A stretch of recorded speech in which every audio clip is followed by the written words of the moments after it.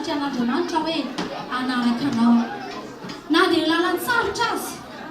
folo taona ilay salika nandalo lalan-tsarotra ary rehefa miresaka hoe lalan-tsarotra dia tonga ohatsy antsika avy hatrany a dia hoe falenjena, fahoriana, fijaliana, fahantrana sy ny sisa sy ny sisa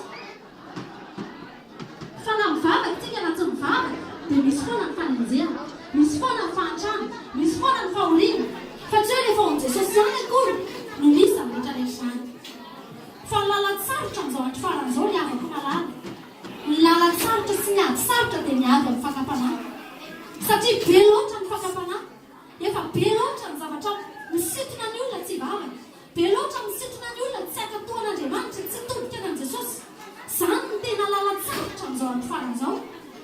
ary nisoran'Andriamanitra ianao raha tafajoro amin'izany fanomponan'Andriamanitra izany izany indrindra manton'izao izao manao hoe na dia ho sarotra aza Jesosy ny fankatoavako anao na dia mandala lalan-tsarotra zany dia anaraka anao foana aby